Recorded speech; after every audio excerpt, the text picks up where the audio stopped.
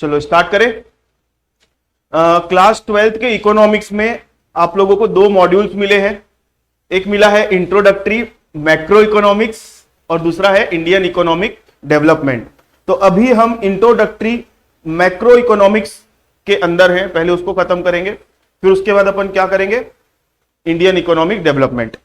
तो introductory macro economics के अंदर पहला चैप्टर आप लोगों को पढ़ना है। चैप्टर का नाम क्या है, national income and related aggregates.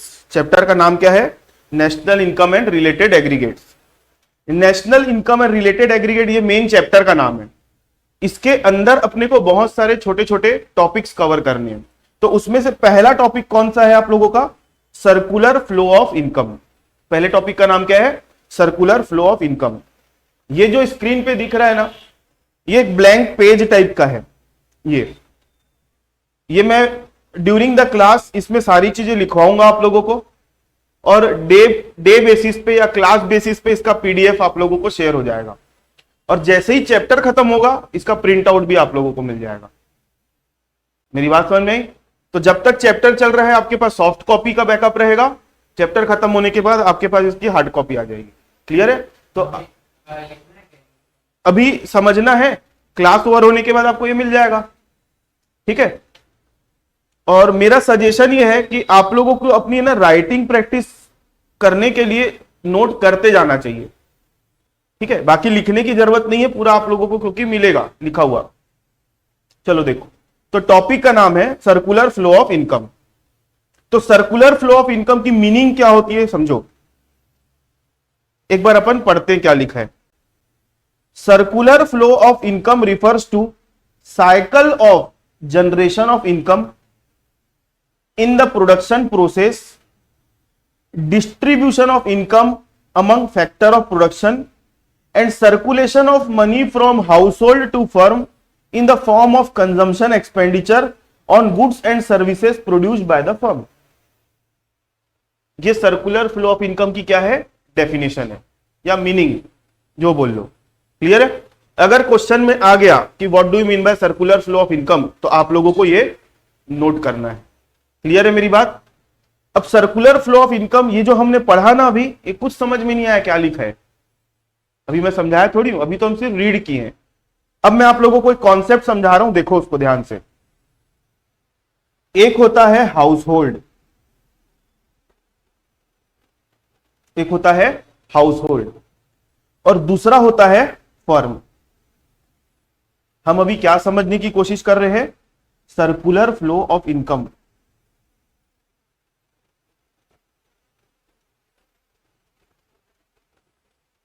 बस ध्यान से सुनते जाना, ये पूरा कॉन्सेप्ट, वो जो हमने अभी 4 लाइन पढ़ी ना ये वाली, इसका मैं मतलब बता रहा हूं। तो इसको समझने के लिए पहले आप लोगों को ये डायग्राम समझना पड़ेगा। सर्कुलर फ्लो ऑफ इनकम क्या होता है, देखो। सर्कुलर फ्लो ऑफ इनकम को समझने के लिए पहले आपको ये देखना है कि एक है ना, एक हाउस होल्ड होता है और दूसरा क्या होता है, फर्म। हाउस होल्ड मतलब कौन, हम लोग, और फर्म मतलब जहां पे कोई चीज का प्रोडक्शन किया जा रहा है। क्लियर है मेरी बात? हाउस होल्ड क्या होता है, हाउस होल्ड के पास है ना फैक्टर ऑफ प्रोडक्शन होते हैं। क्या होते हैं, फैक्टर्स ऑफ प्रोडक्शन। और फैक्टर ऑफ प्रोडक्शन मतलब क्या होता है, सुनो। एक होता है लैंड, दूसरा होता है लेबर, तीसरा होता है, लैंड हो गया, लेबर हो गया, उसके बाद होता है कैपिटल, उसके बाद होता है एंटरप्राइज। देखना ना कैसे एक दूसरे से सारी चीजें कनेक्ट हो जाएगी। जो हाउस होल्ड होता है ना, हाउस होल्ड, इसके पास ये सारी चीजें अवेलेबल है। क्या क्या, land, labour, capital and enterprise. मैं ऐसा बोल सकता हूं, हाउस होल्ड जो है ना, हाउस होल्ड मतलब हम लोग फैक्टर ऑफ प्रोडक्शन के ओनर्स हैं। कौन है हम लोग, फैक्टर ऑफ प्रोडक्शन के ओनर। मतलब हम लोग मतलब मैं किसको बोल रहा हूं, हम लोग मतलब मैं किसको इंडिकेट कर रहा हूं, हाउस होल्ड को। क्लियर है? और हम लोग किसके ओनर है, फैक्टर्स ऑफ प्रोडक्शन के। और फैक्टर ऑफ प्रोडक्शन में क्या क्या आता है, लैंड, लेबर, कैपिटल और एंटरप्राइज, ये 4 चीजें आती हैं। आप लोगों को पता है हाउस होल्ड के पास अगर ये सारी चीजें पड़ी है तो कुछ कमा के देगी क्या, अगर जमीन आप खाली रखे रहोगे तो कुछ कमा के देगी? आप अगर घर में बैठे रहोगे, कुछ नहीं करने जाओगे, तो आपको कुछ अर्निंग होगी क्या? नहीं। तो ये सारी चीजें जो फैक्टर ऑफ प्रोडक्शन जिनको मैं बोल रहा हूं, ये सारी चीजें हाउस होल्ड से बाहर निकल के कहां चले जाती है? फर्म में चले जाती है। मतलब हाउस होल्ड फर्म को ये सारी चीजें प्रोवाइड करता है। क्या क्या? लैंड, लेबर, कैपिटल और एंटरप्राइज। ठीक है। फर्म में क्यों देता है? क्या करेगा फर्म इसको रख के? फर्म में क्या होता है? फर्म का जो काम होता है, production of goods and services. Firm का काम क्या होता है? गुड्स एंड, ये काम होता है फर्म का। फर्म मतलब एक प्रकार की फैक्ट्री या कोई कंपनी या कोई इंडस्ट्री मान लो, जहां पे काहे का काम हो रहा है? गुड्स और सर्विस का प्रोडक्शन हो रहा है। आ रही है बात समझ में? तो गुड्स और सर्विस का जो प्रोडक्शन होगा, क्या वो अपने आप हो जाएगा? नहीं, उसके लिए काहे की जरूरत पड़ती है? फैक्टर ऑफ प्रोडक्शन की। और फैक्टर ऑफ प्रोडक्शन अवेलेबल किसके पास है? हाउस होल्ड के पास। तो हाउस होल्ड क्या करता है? फैक्टर ऑफ प्रोडक्शन प्रोवाइड करता है किसको? फर्म को। अब इन लोग फर्म में जाते हैं, फर्म में जाने के बाद इन लोग क्या करते हैं? प्रोडक्शन का काम करते हैं। काहे का? गुड्स और सर्विस का। इतनी बात समझ में आई? अब इसके बाद क्या हो रहा है? तो इन लोग क्या फ्री में काम करने के लिए बैठे हैं क्या? एक बात बताओ मेरे को, फ्री में काम करने के लिए बैठे हैं इन लोग? नहीं। हाउस होल्ड फर्म को क्या दिया? लैंड। उसके बदले हाउस होल्ड को फर्म क्या देगा? रेंट। आ रही मेरी बात समझ में? आप अपनी जमीन किसी को दोगे तो जमीन के बदले आपको क्या मिलेगा? किराया। ठीक है। लेबर अगर किसी को दोगे, लेबर का मतलब होता है वो वाला लेबर नहीं जो बोरी उठा के जा रहा है। लेबर का मतलब जो मेहनत कर रहा है, जो सर्विसेज प्रोवाइड कर रहे हैं। इंडिविजुअल्स जो जा रहे हैं ना काम करने, चाहे वो प्रोफेशनल भी घर से बाहर निकल के अगर काम करने जा रहा है तो वो भी क्या कहलाएगा? लेबर। जैसे मैं भी घर से उठ के यहां पढ़ाने आया हूं, तो ये कोचिंग क्या है? फर्म है। और मैं घर में बैठा हूं, क्या है? House hold. तो मेरा घर यहां पर मेरे को प्रोवाइड किया है एज अ लेबर, और यहां से मेरे को क्या मिलेगा? वेजेस। मतलब मेरे को मेरी मेहनतानी मिलेगी। क्लियर है मेरी बात? वैसे ही कैपिटल, कैपिटल मतलब पूंजी। कैपिटल मतलब पूंजी। बिजनेस चलाने के लिए पैसे की जरूरत पड़ती, बिना पैसे के कुछ नहीं होता। तो कैपिटल भी प्रोवाइड करता है कौन? House hold. और एक होता है एंटरप्राइज। एंटरप्राइज मतलब होता है लैंड दे दिए, लेबर दे दिए, कैपिटल दे दिए, उसके साथ में एक रिस्क फैक्टर भी होता है। एंटरप्राइज का मतलब क्या होता है? रिस्क। आप जो काम करने के लिए निकले हो, सक्सेस हुआ तो, और अनसक्सेसफुल हो गया तो आपने रिस्क लिया। तो लैंड के बदले, लैंड के बदले फर्म हाउस होल्ड को क्या देता है? रेंट। क्लियर है मेरी बात? लेबर के बदले फर्म हाउस होल्ड को क्या देता है? वेजेस। कैपिटल के बदले फर्म हाउस होल्ड को क्या देता है? इंटरेस्ट। और एंटरप्राइज के बदले या रिस्क के बदले फर्म हाउस होल्ड को क्या देता है? प्रॉफिट। आ रही बात समझ में? ये कौन किसको दे रहा है? फर्म हाउस होल्ड को दे रहा है। हाउस होल्ड ने फर्म को क्या दिया? Factor of production. लेकिन फर्म अब हाउस होल्ड को क्या दे रहा है? रेंट, वेजेस, इंटरेस्ट और प्रॉफिट। तो इनको क्या बोलते हैं मालूम है?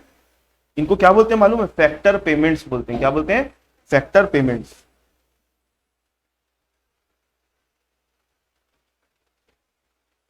Factor payment.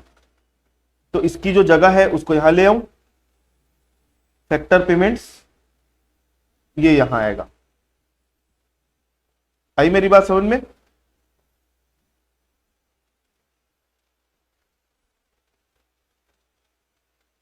ये एक साइकिल कंप्लीट हुई कि नहीं बताओ? ये आ रहा है समझ में? हाउस होल्ड ने फर्म को क्या दिया? Factor of production. अब फर्म के अंदर इन लोग गए, गुड्स और सर्विस का प्रोडक्शन किए, उसके बदले फर्म ने हाउस होल्ड को क्या दिया? Factor payments. फैक्टर पेमेंट मतलब रेंट, वेजेस, इंटरेस्ट और प्रॉफिट। यहां तक मेरी बात क्लियर? चलो अब क्या होता है आगे देखना ध्यान से। अब पैसा किसके पास आ गया? अब पैसा किनके पास आ गया? इनके पास आ गया। अब हाउस होल्ड की भी अपनी जरूरतें हैं कि नहीं? रोटी, कपड़ा, मकान, अरे बेसिक नीड्स बोलने का मतलब। और वो जरूरतों को पूरी कौन करता है? फर्म। किस कौन क्या देता है? फर्म गुड्स और सर्विस प्रोवाइड करता है। हम मार्केट से कुछ भी खरीद रहे हैं, आज के डेट में हमको जो भी चाहिए या तो गुड्स के फॉर्म में मिलती है, सर्विस के फॉर्म में मिलती है। और वो हमारी नीड्स भी हो सकती है और वो हमारी क्या हो सकती है? शौक भी हो सकता है, जो भी है। लेकिन वो जो भी चीज हम लेते हैं मार्केट से, या तो गुड्स के फॉर्म में होती है या फिर सर्विस के फॉर्म में होती है। वो कौन प्रोवाइड करता है? फर्म। और हम कौन है? House hold. तो हाउस होल्ड से लोग उठ के गए, फर्म में काम किए, गुड्स और सर्विस प्रोड्यूस हुआ। अब गुड्स और सर्विस प्रोड्यूस होने के बदले फर्म ने फैक्टर पेमेंट किया हाउस होल्ड को। अब हाउस होल्ड के पास क्या आ गया? पैसा। पैसा आ गया। अब इस पैसे का हाउस होल्ड क्या करेगा? जो फर्म ने गुड्स और सर्विस खरीदी, प्रोडक्ट प्रोड्यूस किए ना, उसको फर्म क्या करेगा? हाउस होल्ड को सेल करेगा, मतलब बेचेगा। या उल्टा बोलूं, हाउस होल्ड फर्म ने गुड्स और सर्विस जो प्रोड्यूस करी उसको कंज्यूम करेगा। आई बात समझ में? तो ये सारी चीजें फर्म क्या फ्री में देने के लिए बैठा है? इसके बदले हाउस होल्ड को क्या करना पड़ेगा? फर्म को वो खर्चा करना पड़ेगा। क्लियर है मेरी बात? मतलब फर्म क्या करेगा? एक तरफ से गुड्स एंड सर्विसेज किसको देगा? हाउस होल्ड को। और हाउस होल्ड क्या करेगा? उन चीजों को कंज्यूम करने के लिए कंजम्पशन एक्सपेंडिचर करेगा, खर्चा करेगा। ये जो पैसा है ना, ये जो पैसा हाउस होल्ड के पास आ गया, को यहां खर्चा करेगा। क्लियर है मेरी बात? अभी और समझो।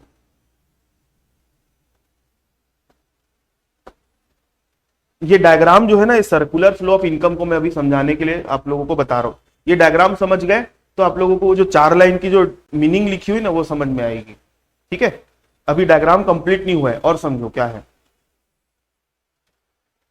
तो हमने देखा पिक्चर में 2 हीरो है, एक है हाउस होल्ड, दूसरा फर्म। हाउस होल्ड फर्म को क्या देता है? हाउस होल्ड फर्म को क्या देता है? Factors of production.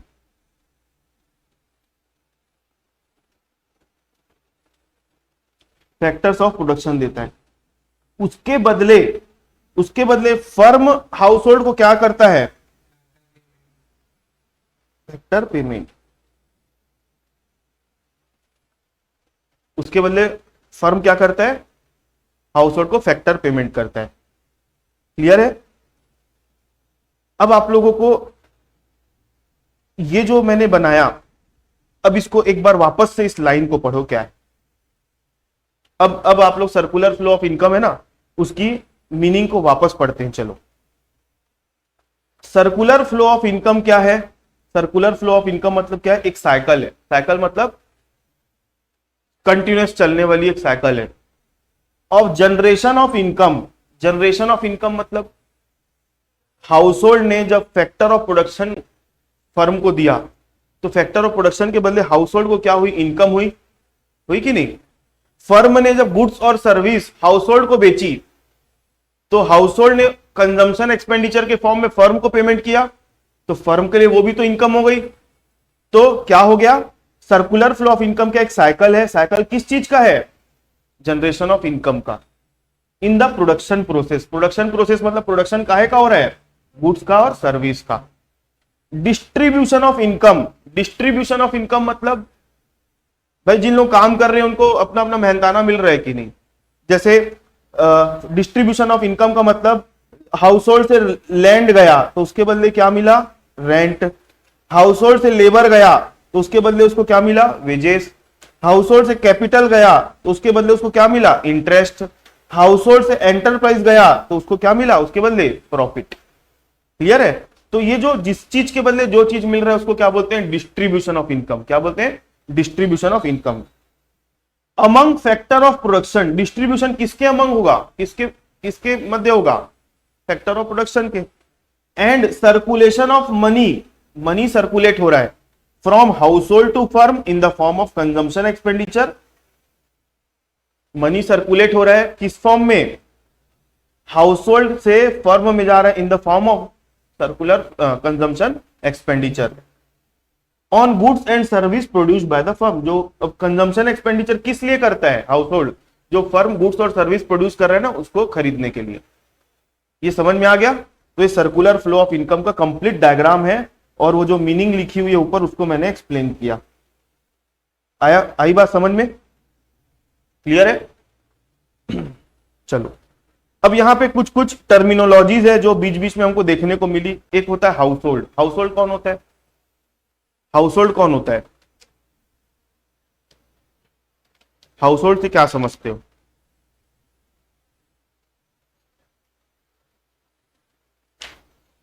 है योगेंद्र? अभी मैंने बताया। हाउस होल्ड से आप क्या समझते हो?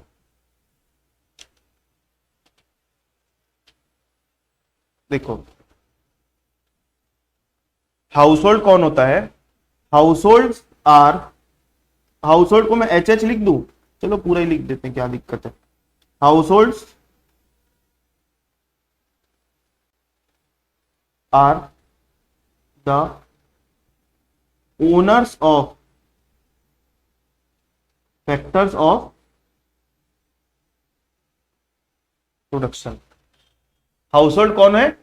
Owners of factor of production. Clear है मेरी बात? उसके बाद फर्म कौन है?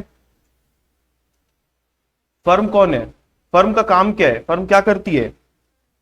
Firm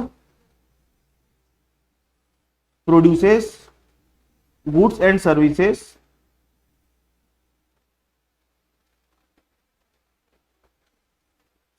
and sells them. किसको बेचती है? To household. यहां तक बातें समझ में आई? फर्म कौन है? फर्म जो है वो गुड्स और सर्विस को गुड्स और सर्विस जो प्रोड्यूस करके रखी है बेचती किसको है? हाउस होल्ड को। फैक्टर ऑफ प्रोडक्शन में क्या आता है? मैंने अभी बताया, लैंड, लेबर, कैपिटल और एंटरप्राइज। फैक्टर पेमेंट या फैक्टर इनकम में क्या आता है? जैसे लैंड के बदले क्या जाता है? रेंट। लेबर के बदले क्या जाता है? वेजेस। कैपिटल के बदले क्या जाता है? इंटरेस्ट। और एंटरप्राइज के बदले क्या जाता है? एंटरप्राइज का मतलब मैंने और क्या बताया था? रिस्क। इसके बदले क्या मिलता है? प्रॉफिट। या रिस्क के बदले क्या मिलता है? प्रॉफिट। कंजम्पशन एक्सपेंडिचर से आप लोग क्या समझते हो? कंजम्पशन एक्सपेंडिचर, कंजम्पशन एक्सपेंडिचर मतलब क्या होता है बताओ? बोलो।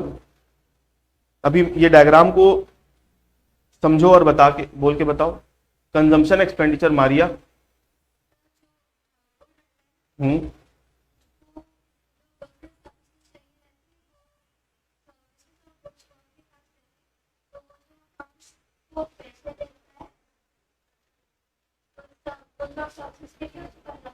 मतलब अगर उसको एक छोटी सी लाइन में डिफाइन करना होगा तो क्या बोलेंगे?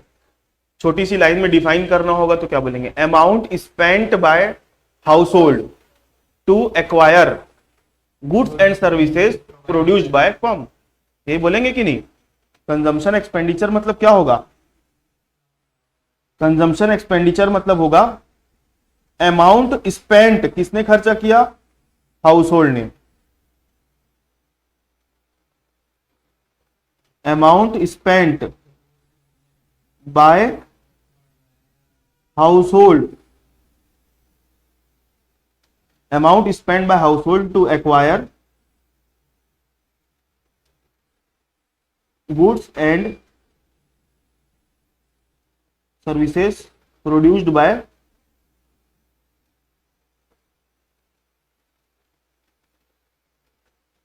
firm। ये है कुछ कुछ नाम, मतलब ये है इसकी मीनिंग। अब इसके बाद एक नाम आपको देखने को मिलेगा, ओपन इकोनॉमी और क्लोज्ड इकोनॉमी का मतलब क्या होता है? ओपन इकोनॉमी और क्लोज्ड इकोनॉमी।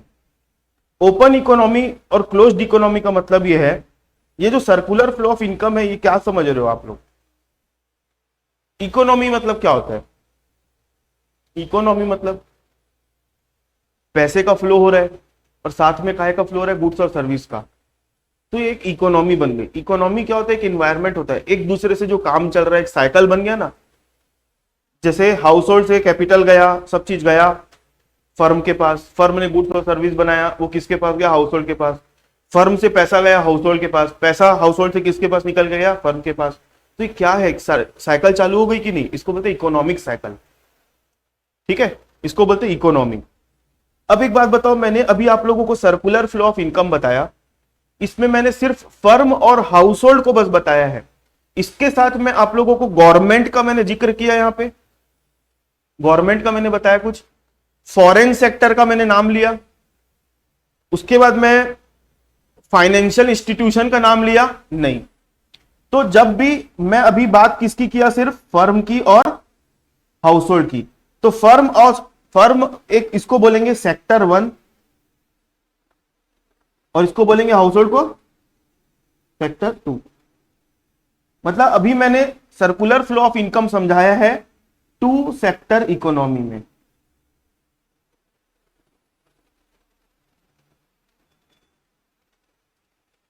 अभी मैंने आप लोगों को जो सर्कुलर फ्लो ऑफ इनकम सिखाया, बताया, वो सिर्फ उसमें कौन कौन थे? फर्म और हाउस होल्ड। मतलब ये 2 सेक्टर इकोनॉमी के अंदर मैंने बताया है।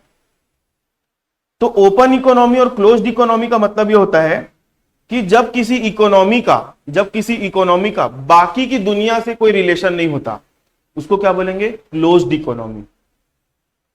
आ रही बात समझ में? When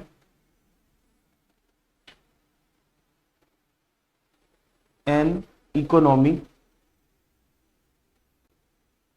has no economic relation with economic relations with rest of the world, उसको क्या बोलेंगे? Closed economy. और ओपन इकोनॉमी किसको बोलेंगे? When an economy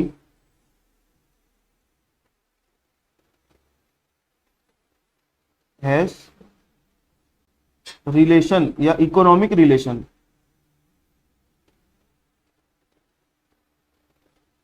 with rest of the world.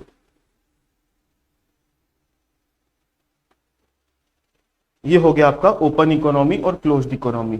यहां तक की चीजें जो मैंने बताई आप लोगों को, उसमें किसी को कोई doubt? Circular flow of income क्या होता है, इसका डायग्राम समझ में आया? रोनित, योगेंद्र, आपको, सौम्या, आदित्य, मारिया, सरस, तेजस, इसमें कोई डाउट है? सरस, तेजस? No sir. ठीक, चलो अब अपन आगे बढ़ते हैं। सर्कुलर फ्लो ऑफ इनकम के 3 फेज होते हैं। सर्कुलर फ्लो ऑफ इनकम के 3 फेज होते हैं, 3 फेज। ठीक है, पहले फेज का नाम क्या है? Generation phase. दूसरे फेज का नाम क्या है? Distribution phase. और तीसरे फेज का नाम क्या है? Disposition phase. ये 3 नाम को देखो और सर्कुलर फ्लो ऑफ इनकम की डेफिनेशन को देखो। मैंने 3 चीजों को हाईलाइट किया है यहां पे। सर्कुलर फ्लो ऑफ इनकम की डेफिनेशन को देखो, पहला क्या लिखा है मैंने? Generation of income. दूसरे नंबर पर क्या लिखा है मैंने? Distribution of income. और तीसरे नंबर पर क्या लिखा है मैंने? Consumption expenditure. यही डेफिनेशन 3 फेज को ही लेकर ही बनी है। समझ रहे हो मेरी बात को? पहला फेज का नाम क्या है? Generation phase. जनरेशन फेज का दूसरा नाम क्या है? Production phase. इससे क्या समझते हो? इससे क्या समझते हो? देखो, ये डायग्राम को देखना पड़ेगा उसको समझने के लिए। यहां पे मैं अब हाईलाइट कर रहा हूं, समझना। जो फैक्टर ऑफ प्रोडक्शन थे उसको हाउस होल्ड ने किसको दिया? फर्म को।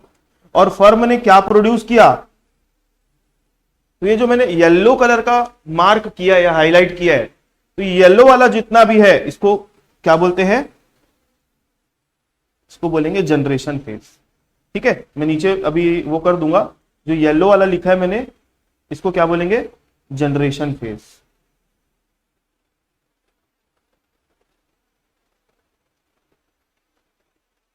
क्लियर है मेरी बात? अब देखते जाना ध्यान से। मतलब जनरेशन फेज को अगर मैं एक्सप्लेन करूं तो आप लोग क्या बोलोगे? जब house hold factor of production किसको प्रोवाइड करता है या सप्लाई करता है, किसको? फर्म को। तो फैक्टर ऑफ प्रोडक्शन जाके वहां पे अपनी क्या प्रोवाइड करते हैं? फैक्टर सर्विसेज प्रोवाइड करते हैं। किसको? फर्म को। और फर्म उसके बेस पे क्या प्रोड्यूस करता है? गुड्स और सर्विस। तो इतना जो काम हुआ ना, इसको बोलते हैं जनरेशन फेज। क्लियर है मेरी बात? इसके बाद आगे क्या होता है देखो। अगला फेज क्या है? अगले फेज का नाम क्या है? Distribution phase. डिस्ट्रीब्यूशन फेज मतलब समझना, अब मैं कलर चेंज कर रहा हूं इसका। अब इन लोग आके मेहनत किए, तो जो फर्म जो है, फर्म क्या करेगा? फैक्टर पेमेंट करेगा। फर्म क्या करेगा? फैक्टर पेमेंट करेगा। किस फॉर्म में? रेंट, वेजेस, इंटरेस्ट और प्रॉफिट के फॉर्म में। मेरी बात समझ में आई? फैक्टर पेमेंट करेगा, रेंट, वेजेस, इंटरेस्ट और प्रॉफिट। और ये किसको मिलेगा जाके? इनको मिलेगा। तो जो ये मैंने ग्रीन कलर का मार्क किया ना, इतने ही पोर्शन को हम क्या बोलते हैं? Distribution phase. इतने पोर्शन को हम क्या बोलते हैं? Distribution phase.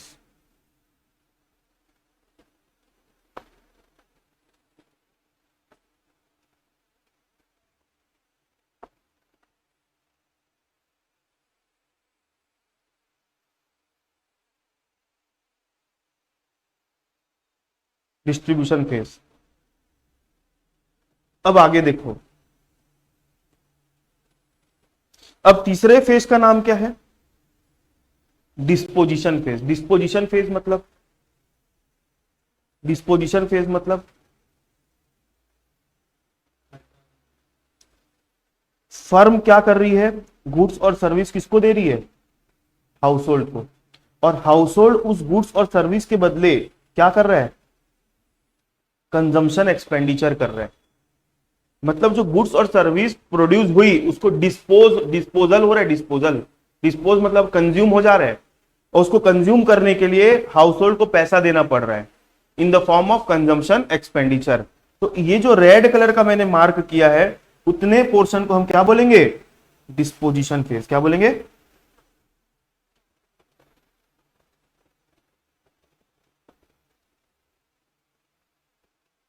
ये आया समझ में?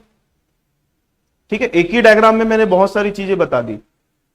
चलो, तो जनरेशन फेज क्या होता है लिखते हैं। जनरेशन फेज लिखना, लिखना मतलब आप लोग देखो, ये फिर मैं आप लोगों को दे दूंगा। जनरेशन फेज का मतलब होता है, इन this phase firm produces goods and services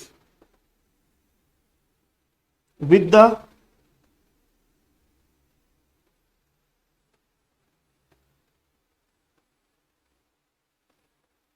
help of factor services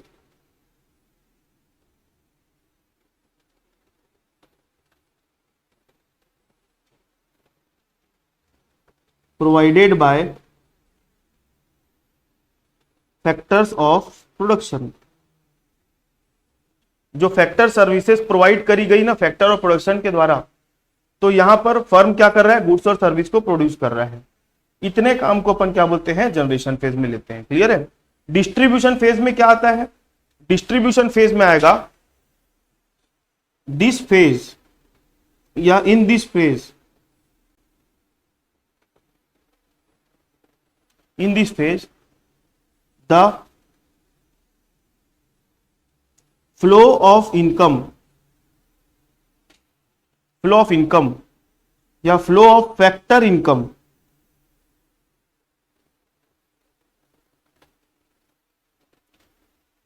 that is rent,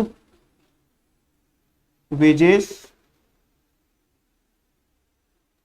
interest and profit from firm to house hold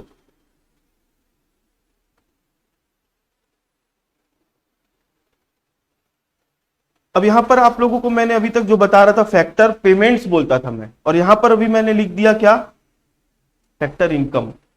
actually factor income और फैक्टर पेमेंट दोनों एक ही चीज है, बस यहां पे क्या है, पॉइंट ऑफ व्यू चेंज हो जाता है। जब फर्म हाउस होल्ड को रेंट देता है, और क्या देता है, रेंट, वेजेस, इंटरेस्ट और प्रॉफिट का पैसा देता है, तो फर्म दे रहा है ना, तो जब हम उस चीज को फर्म के पॉइंट ऑफ व्यू से बोलेंगे तो उसको क्या बोलेंगे, factor payment.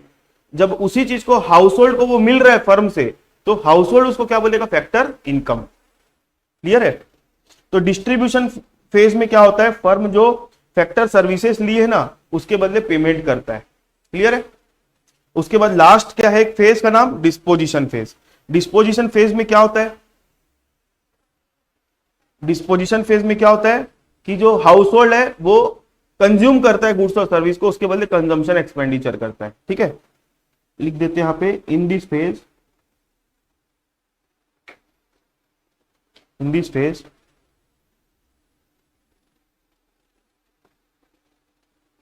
Factor income received by households, in this phase factor income received by household is spent on goods and services produced by firm in the form of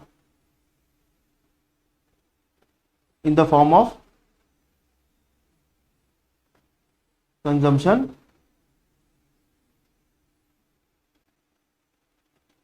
expenditure. अच्छा मेरे को एक बात बताओ, मैं जो यहाँ जितनी भी चीजें लिख रहा हूं एकदम इजी लैंग्वेज में, तो पेपर में अगर आ गया what do mean by circular flow of income, explain different phases of circular flow of income, तो आप लोग ये आंसर लिख पाओगे कि नहीं लिख पाओगे, डायग्राम वायग्राम बना के, कि कुछ भी टूटा फूटा कुछ भी लिख के आओगे? प्रॉपर लिख सकते हो ना आप, चीजों को एक दूसरे से जोड़ पाओगे कि नहीं? मैं जितनी भी एक्सप्लेनेशन कर रहा हूं एकदम इजी लैंग्वेज में लिख रहा हूं सारी चीजों को। ठीक है, कहीं पे कोई डाउट होगा तो मेरे को बिल्कुल बताना, अपन मैं वापस से एक्सप्लेन कर दूंगा उसको। तो ये मैंने अभी आप लोगों को क्या समझाया, सर्कुलर फ्लो ऑफ इनकम की मीनिंग क्या होती है, बहुत सारे टर्म्स जो छोटे छोटे बीच में है वो बताया, फिर मैंने क्या बताया, अलग अलग फेजेस आते हैं सर्कुलर फ्लो ऑफ इनकम में वो। अब उसके बाद अगला टॉपिक का नाम आता है स्टॉक एंड फ्लो। अगला टॉपिक क्या है, स्टॉक एंड फ्लो। बहुत सिंपल टॉपिक है। सर्कुलर फ्लो ऑफ इनकम और नेशनल इनकम, हम मेन अभी चैप्टर कौन सा पढ़ रहे हैं, नेशनल इनकम। नेशनल इनकम और सर्कुलर फ्लो ऑफ इनकम को समझने के लिए आपको स्टॉक और फ्लो दोनों के बीच में डिफरेंशिएट मतलब पता होना चाहिए क्या होता है। जैसे एक सिंपल सी बात बताऊं, देखना ध्यान से,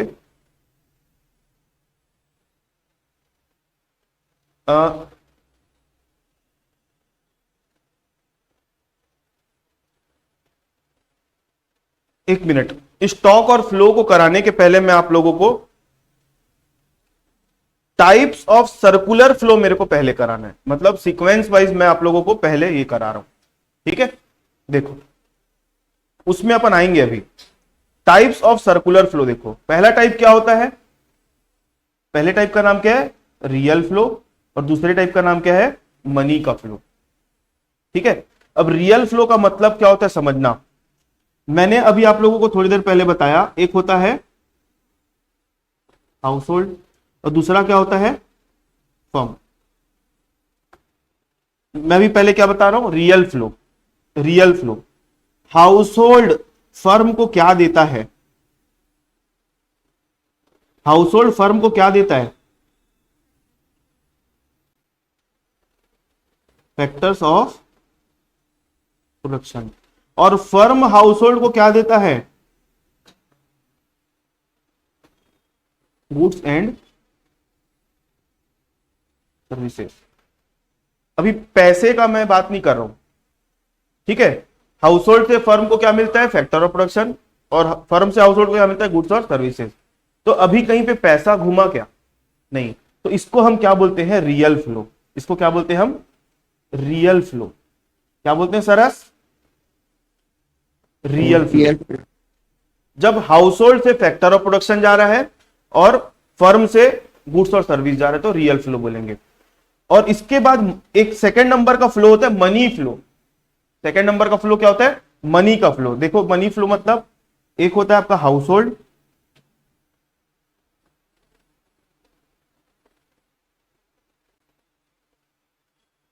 एक होता है हाउस होल्ड, दूसरा होता है फर्म। अब हाउस होल्ड से फैक्टर ऑफ प्रोडक्शन फर्म में गए तो फर्म हाउस होल्ड को क्या देगा? बोलो। Factor payments.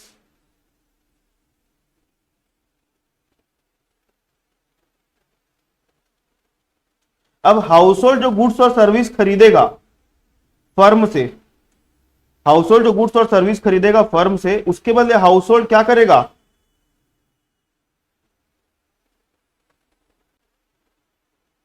तो यहां पे क्या बह रहा है, यहां पे क्या फ्लो हो रहा है? पैसा। तो जो पैसा घूम रहा है ना फर्म और हाउस होल्ड के बीच में, तो उस फ्लो को बोलते हैं मनी फ्लो। और जो गुड्स और सर्विस और फैक्टर ऑफ प्रोडक्शन घूम रहा है हम उसको क्या बोलते हैं? Real flow. बस इसकी मीनिंग यही है, रियल फ्लो और मनी फ्लो। तो आप लोग लिख सकते हो इस चीज को कि मैं यहां पे वर्ड्स में लिखकर बताऊं। रियल फ्लो का मतलब क्या होगा? कैसे एक्सप्लेन करोगे रोनित? हाँ,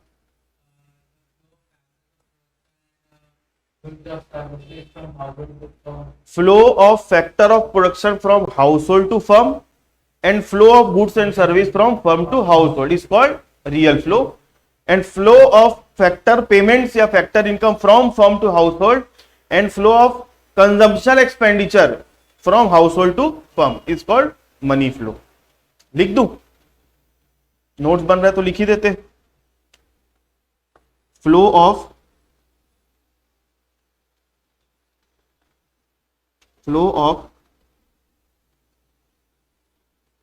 factors of production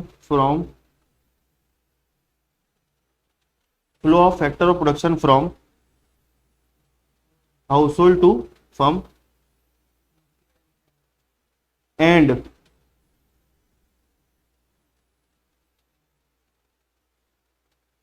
flow of goods and services from firm to household. आ गई बात समझ में? अब इसका क्या लिखेंगे बताओ? इसका just opposite.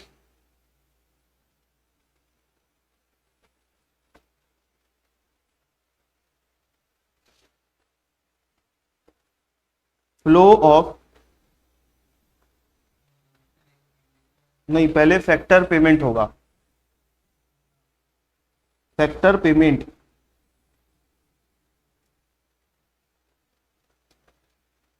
from firm to household and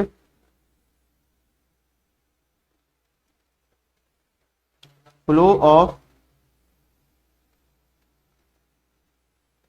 consumption expenditure from household to firm। यहां पे कोई चीज जा रही है और यहां पे क्या जा रहा है? नहीं, एक्सपेंडिचर तो लिख दिए ना। फैक्टर पेमेंट मतलब वो खुद अपने आप को बता रहा है कि वो पैसा है। कंजम्पशन एक्सपेंडिचर खुद अपने आप को बोल रहा है कि वो एक मनी के फॉर्म में जा रहा होगा। क्लियर है मेरी बात? तो ये हो गया आपका क्या? Types of circular flow. ठीक है, सर्कुलर फ्लो के अंदर दो टाइप आते हैं, एक रियल फ्लो होता है और दूसरा मनी फ्लो। चलो, तो अब मैं आप लोगों को रियल फ्लो जो होता है ना, रियल फ्लो को हम एक नाम से और जानते हैं, उसका नाम होता है फिजिकल फ्लो। रियल फ्लो को और किस नाम से जानते हैं? Physical flow. यहां लिख देता हूं, other name of real flow is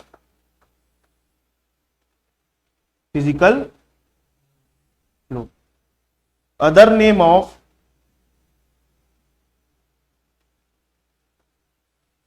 money flow is nominal flow. Clear है? चलो, difference between real flow and money flow, तो ये आप लोगों के लिए होमवर्क है, ये आप लोग कंप्लीट करोगे। ठीक है, सबसे पहले क्या लिखना है? मीनिंग। मीनिंग जो मैंने ऊपर लिखा वही चिपका देना। उसके अल्टरनेटिव नेम्स, मैंने अल्टरनेटिव नेम भी बता दिया। डिफिकल्टीज और एक्सचेंज, एक्सचेंज भी मैंने बताया है। एक्सचेंज मतलब किस चीज का एक्सचेंज होता है? फैक्टर ऑफ प्रोडक्शन जाता है तो उसके बदले क्या मिलता है? गुड्स और सर्विस। और यहां पर एक्सचेंज क्या होता है? कंजम्पशन, पहले फैक्टर पेमेंट जाता है, उसके बदले में हाउस होल्ड क्या करती है? कंजम्पशन एक्सपेंडिचर करती है।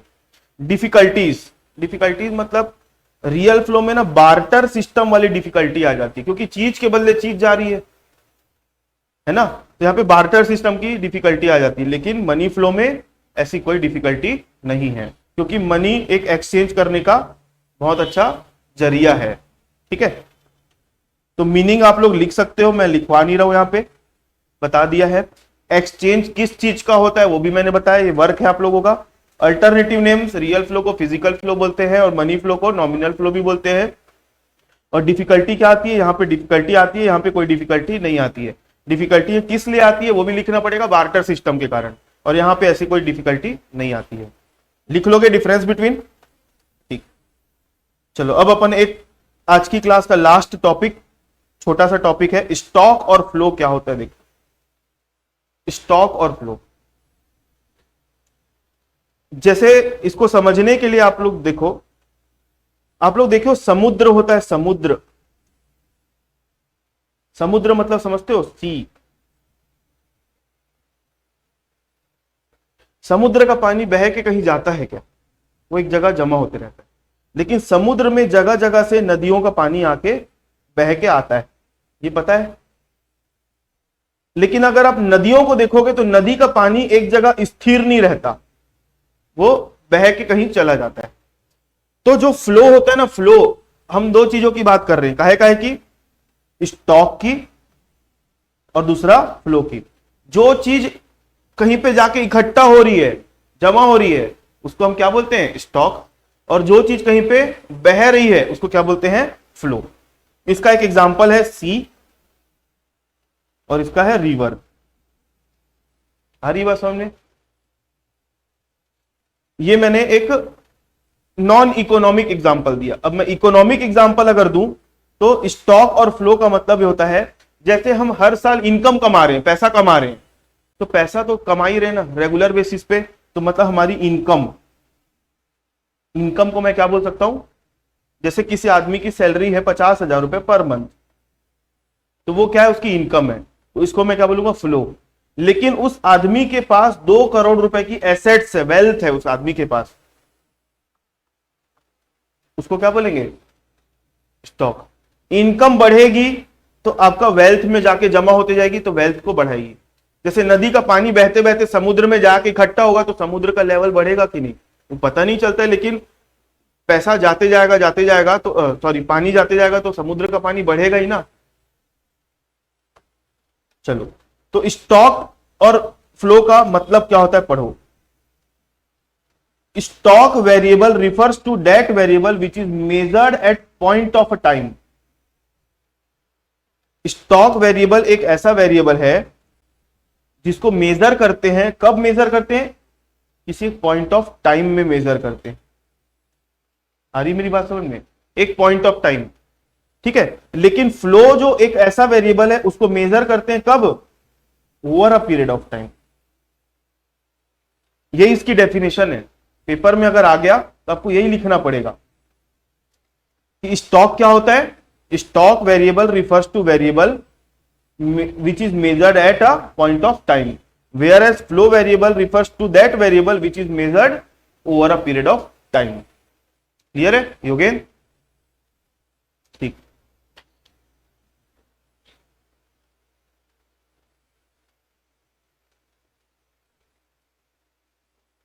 इसमें और ज्यादा समझने की जरूरत नहीं है।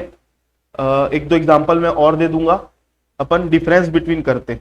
तो डिफरेंस बिटवीन में मैंने आप लोगों को पहले नंबर पे तो क्या बता दिया, मीनिंग बता दिया, ऊपर लिखी हुई है। तो ये भी आप लोगों का क्या रहेगा, इसका डिफरेंस होमवर्क रहेगा। जो पॉइंट मैंने नहीं बताया अभी लिख दे रहा हूं, जो नहीं बताया वो आप लोग कॉपी पेस्ट कर लेना।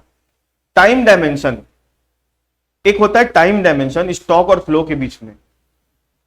जैसे कि स्टॉक की डेफिनेशन है कि इसको जब हम मेजर करते हैं तो किसी पॉइंट ऑफ टाइम पे मेजर करते हैं, किसी पॉइंट ऑफ टाइम पे, तो इसका कोई स्टार्टिंग पॉइंट नहीं होता और ना ही एंडिंग पॉइंट होता है, क्योंकि एक पॉइंट ऑफ टाइम पे मेजर किया जाता है। इसलिए स्टॉक के क्या होते हैं, टाइम डायमेंशन, इसके कोई टाइम डायमेंशन नहीं होते। डायमेंशन मतलब कोने, कोई स्टार्टिंग पॉइंट और ending point. No time dimension that is, यहां पे लिख देता हूं, that is no starting and ending point. Whereas flow को जब हम मेजर करते हैं तो over of period of time करते हैं, तो उसका एक पर्टिकुलर आपको क्या मिलेगा, स्टार्टिंग पॉइंट भी मिलेगा और एंडिंग पॉइंट भी मिलेगा।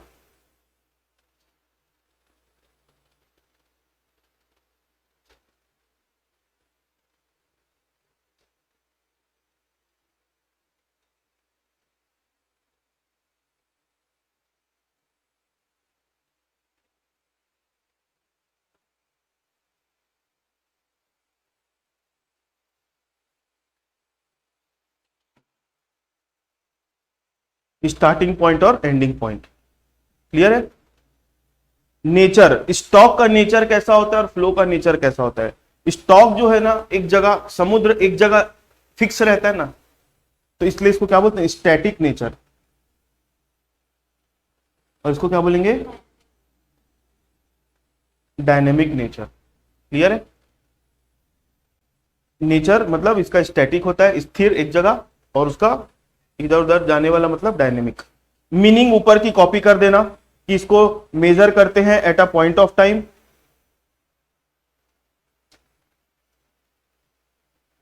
और इसको over a period of time. आप लोगों का होमवर्क ये है, डिफरेंस बिटवीन तो मैंने 3 पॉइंट जो 3 बेस से बता दिया, आप लोग इसके एग्जाम्पल्स होमवर्क रखोगे, इसमें क्या क्या आ सकता है। 2 एग्जाम्पल मैंने बताया, एक इकोनॉमिक एग्जाम्पल था, एक नॉन इकोनॉमिक था। नॉन इकोनॉमिक में मैंने क्या बताया, सी और रिवर, ठीक है, और इकोनॉमिक एग्जाम्पल में किसी की इनकम और किसी की वेल्थ।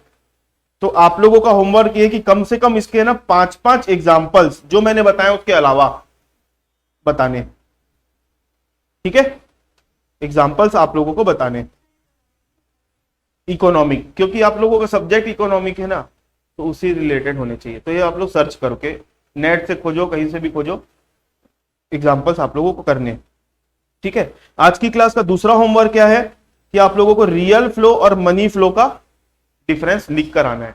तो ये जो मैंने पूरा आज की क्लास में करवाया, ये अभी मैं आप लोगों को शेयर कर देता हूं, और आज की क्लास को अपन यहां रोकते हैं, और फिर कल से अपन इसके आगे का करेंगे, ठीक है।